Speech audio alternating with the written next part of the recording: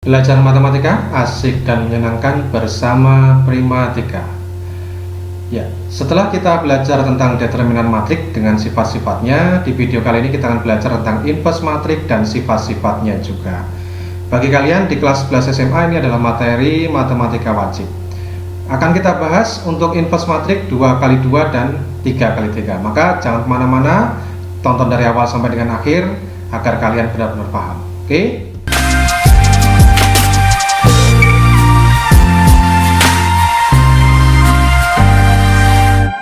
Nah, adik-adik, untuk inverse matrik ordo 2x2 kita perhatikan di sini, misalkan ada matrik A ordonya 2x2 A, B, C, D gitu ya. Didefinisikan sebagai berikut: A inverse pangkat min 1 gitu ya, sama dengan 1 per determinan kalikan dengan adjoin dari A.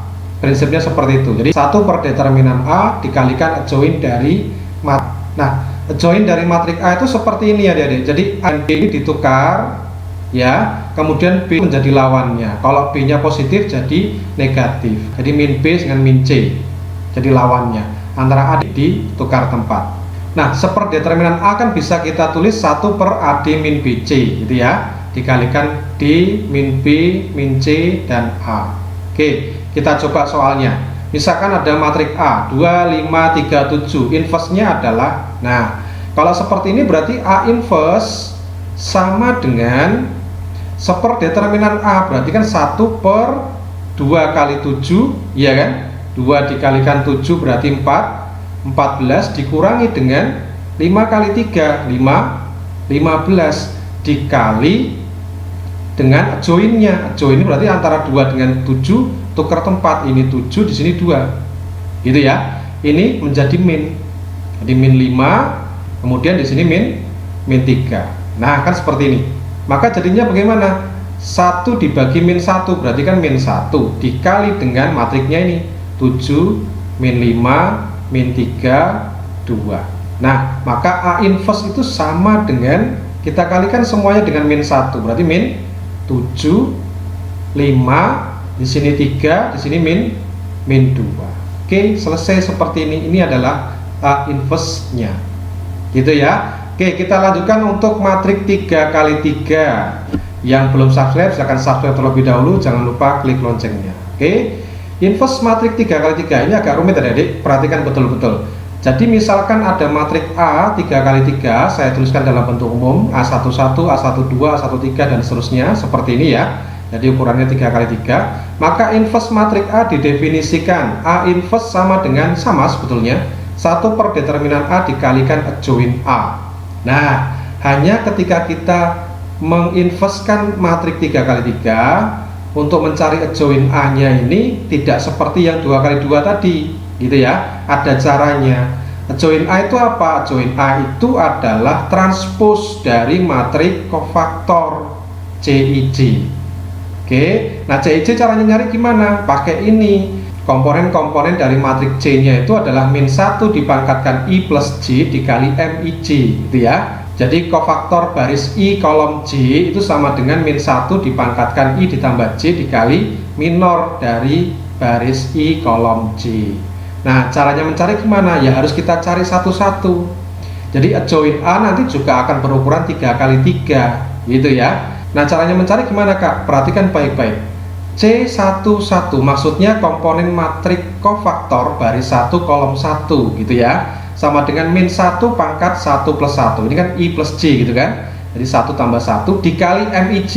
Berarti kalau ini C11 maka M11. M11 nya tuh seperti ini. Loh kok bisa seperti ini, gimana? Dari mana dapatnya?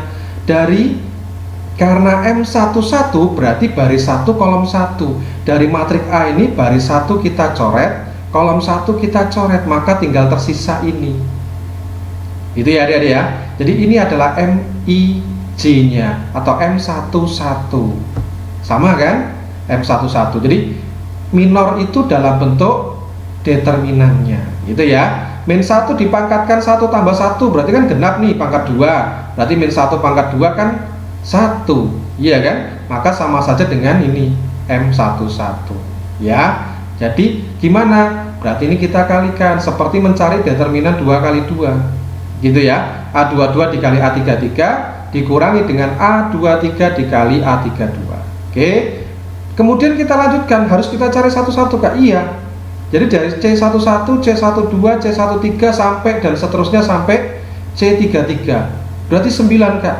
Betul, 9, ada 9 ya. Jadi kalau C12 berarti min 1 dipangkatkan 1 tambah 2 dikali dengan dapat A21, A23, A31, A33 dari mana? Nah, karena di sini C12 berarti di sini kan M12. Nah, M12 itu didapat dari baris 1 dari A dicoret, kolom 2 dicoret, gitu ya. Jadi M12, 1 itu berarti kan baris 1 dicoret, kolom 2 dicoret. Jadi M12 itu adalah ini A21, A23, A31, A33. Itu ya. Nah, ini kan pangkat ganjil, pangkat 3 kan. Min 1 dipangkatkan ganjil jadinya min. Setelah itu ini tinggal kita kalikan ya kan. A21 kali A33 dikurangi dengan A23 kali A31. Tapi ingat depannya min. Gitu ya. Maka kita dapatkan seperti ini. Oke, lanjut lagi untuk C13 berarti sama dengan min 1 dipangkatkan 1 plus 3 dikali M13. Nah, M13 dapat seperti ini dari mana? M baris 1 kolom 3 berarti baris 1 kita coret, kolom 3 kita coret, gitu ya. Maka tersisa ini A21, A22, A31, A32. Iya kan? Sama. Karena ini 1 ditambah 3 itu 4, kan genap. Berarti min 1 pangkat genap itu mesti positif. Jadi gitu ya. Ini bertanda negatif kalau jumlahan antara baris dan kolomnya ganjil. Ya, ini kan ganjil. Kalau tadi kan 1 tambah 1 genap. Kalau ini ganjil, maka negatif. Ini ditambahkan genap, maka positif. Ya, jadi kalau ganjil depannya kasih min gitu ya. Oke, ini seperti tadi kita kalikan A21 kali A32 dikurangi dengan A22 kali A31, kita dapatkan seperti ini dan seterusnya sampai dengan C33. Jadi ada 9 gitu ya. Nanti kalau sudah selesai kita akan mendapatkan matriks CIJ nya seperti ini, disusun seperti biasa ya, seperti matriks A gini kan. C11, C12, C13, C21, C22, C23, C31, C32, C33. Nah, padahal untuk A inverse itu seperdeterminan dikali adjoin A. Adjoinnya itu adalah transpos dari CIJ ini. Berarti adjoin A itu transposnya matriks ini ya. Sehingga bisa kita tuliskan kesimpulannya A inverse itu sama dengan 1 per determinan A dikalikan dengan transpos dari matriks C gitu ya. Transpos itu baris 1 menjadi kolom 1 ya. Baris 2 jadi kolom 2, baris 3 jadi kolom 3. Oke, jadi seperti ini untuk A inverse nya ya. Nah, supaya kalian lebih paham, perhatikan, yuk kita aplikasikan dalam soal. Jangan lupa klik like dan tinggalkan komen di bawah ya. Tentukan inverse matriks A. Nah, ini 3 kali 3 2, 1, 0, 3, min 1, 4, 2, 2, 0. Langkah pertama yang harus kita lakukan adalah mencari determinan A ya. Ini kita anggap determinan gitu ya. Kita garis lurus begini, maka 2 kolom pertama kita tuliskan lagi di sebelah kanan. 2, 3, 2 1, min 1, 2. Kemudian kita kalikan diagonal-diagonal utama. Ini kita kalikan jadinya 0. Ditambah kemudian ini kita kalikan dengan 2 ya, berarti 8. Ditambah lagi 0, 3, 2 kita kalikan 0. Sudah habis untuk diagonal utama, ganti diagonal samping, tetapi di sini min. Min ini kita kalikan berarti 0. Min lagi ini kita kalikan berapa? 6, 16. Min lagi kita kalikan 0 ya. Maka kita dapatkan determinan A adalah min 8. Oke. Kemudian kita mencari matriks kofaktornya mulai dari C11. C11 berarti min 1 pangkat 1 ditambah 1. Kalau jumlahnya ini genap berarti positif ya. Maka bisa kita katakan C11 itu sama dengan M11. M11 kita dapatkan dari mana? dari baris 1 dan kolom 1 matrik A kita coret. Ini kita coret. Baris 1 kolom 1-nya juga kita coret. Maka tinggal min 1 4 2 0 gitu ya. Min 1 4 2 0. Kemudian kita hitung determinannya, kita kalikan ini, berarti 0 dikurangi ini kita kalikan 8 ya, sama dengan min 8. Lanjutnya C12 berarti karena ini jumlahnya ganjil kan, 1 tambah 2 berarti min M12 ya, maka sama dengan min M12 berarti baris 1 kita coret, kolom 2 kita coret, iya kan, baris 1 kolom 2, maka 3 4 2 0, 3 4 2 0 gitu ya, sama dengan min dalam kurung ini kalau kita kalikan 0 dikurangi kita kalikan 8, maka sama dengan berapa? Min berarti plus 8. Oke, lanjut C13 sama dengan jumlahkan genap berarti M13 sama dengan baris 1 kita coret, kolom 3 kita coret, iya kan? 3 min 1 22. Nah, 3 min 1 22. Ini kita cari determinannya, 6 dikurangi ini kita kalikan min, ya kan? Min berarti plus ini sama dengan 8. Betul ya? Oke, lanjut lagi C21. Ini kalau kita jumlahkan ganjil berarti min M21 sama dengan min M21 berarti baris 2 kita coret, kolom 1 kita coret, maka tinggal 1 0 2 0, iya kan? 1 0 2 0. Jadinya berapa? Min dalam kurung ini kalau dikalikan 0 dikurangi 0 kali 2 juga 0, berarti sama dengan 0. Lanjut C22, kalau dijumlahkan genap berarti sama dengan M22, sama dengan gimana nih? Baris 2 dicoret, kolom 2 dicoret, berarti 20 20 gitu ya. 20 20 sama dengan kita cari determinannya, 2 kali 0 0 dikurangi 0 kali 2 juga 0, maka sama dengan 0. Oke, kemudian C23 sama dengan kalau dijumlahkan 2 sama 3 ganjil berarti min M23 berarti sama dengan min gimana? Baris 2 dicoret, kolom 3 dicoret, berarti 21 22 21 22 ya, sama dengan min dalam kurung kita kalikan ini 4 dikurangi 1 dikali 2 2 sama dengan berapa nih? Ini dikurangi 2 min 2 gitu ya, min 2. Sudah selesai? Belum, masih ada 3 lagi ya, kita tulis di sebelah kanan sini.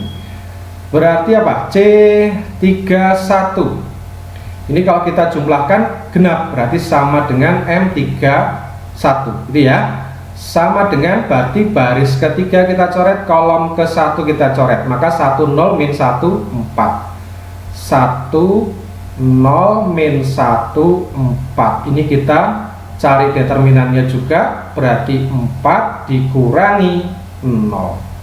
Oke, sama dengan 4 gitu ya. Oke, kemudian C32 sama dengan ini kalau dijumlahkan ganjil berarti min M32.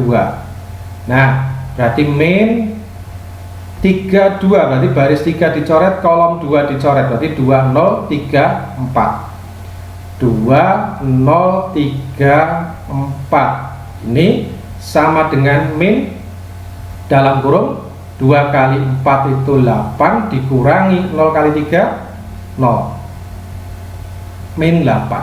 Oke, terakhir C33 ini kalau dijumlahkan 3 tambah 3 genap berarti sama saja dengan M33 sama dengan berarti baris 3 kita coret, kolom 3 kita coret, tinggal 2 1 3 min 1 2 1 3 min 1. Nah, sama dengan apa nih? Kita kalikan min 2 dikurangi ini 3, maka sama dengan min 5. Oke, selesai ya. Ini komponen-komponen dari matriks kofaktornya. Nah, sedangkan A inverse itu kan sama saja seperdeterminan A dikali joinnya A. Joinnya A itu adalah transpos dari matriks CIJ, kan gitu ya, transpos dari matriks CIJ. Berarti bisa kita tuliskan gini, 1/8, kan determinannya 8, min ya, min 8 dikalikan dengan transpos dari CIJ. Berarti kalau kita tuliskan gini, C1, 1, C12, C13 harusnya kan ke kanan gitu ya, karena transpos berarti kita tuliskan ke bawah. Oke, jadi ini min 8, ini 8, ini juga 8, betul ya. Oke, C21 0 0, ini min 2, berarti ini 0 0 min 2 gitu ya. Kemudian C31 4 min 8 min 5, 4 min 8 min 5. Nah, ini adalah bentuk transpos dari matriks kofaktornya. Maka A inverse gimana? Tinggal kita kalikan semuanya dengan min 1/8. Ini kita kalikan kan jadinya 1 ya. Oke, ini kalikan 0. Ini kita kalikan min setengah, ya kan? Kita kalikan min 1, ini kita kalikan 0, ini kita kalikan 1. Kemudian ini kita kalikan min 1, kita kalikan berapa nih? 1/4 ya, 1/4, betul ya. Ini kalau kita kalikan berapa? 5/8. Nah gini, ini adalah inverse dari matriks A. Selesai, bisa dipahami ya. Oke, kita lanjutkan untuk sifat-sifat inverse matriks. Sifat-sifat inverse matriks. Jika matriks A dan matriks B merupakan matriks persegi yang berordo sama dan mempunyai inverse, maka berlaku sifat-sifat berikut. Loh Kak, mempunyai inverse, memang ada matriks yang tidak mempunyai inverse? Ada, adik-adik. Apa coba? Matriks yang tidak mempunyai inverse itu adalah matriks yang determinannya 0 ya. Loh, berarti matriks singular Kak? Betul. Jadi matriks singular adalah matriks yang tidak memiliki inverse. Oke, kita kembali ke sifat-sifatnya. Ada 7 adik-adik sifat-sifatnya, banyak ya. Oke, jangan disepelekan ya, jangan diabaikan. Ini bermanfaat sekali ketika kita mengerjakan soal-soal matriks ya, bisa lebih mudah. Sifat ke-1, A dikali A inverse itu sama dengan A inverse dikali A, sama dengan I. Jadi ini maksudnya komutatif gitu ya, komutatif perkalian, hasilnya akan sama dengan I. I itu apa adik-adik? I itu adalah matriks identitas ya. Kalau A nya adalah matriks 2 kali 2, berarti I itu ini ya, ini 2 kali 2. Kalau A nya 3 kali 3, berarti I nya itu apa?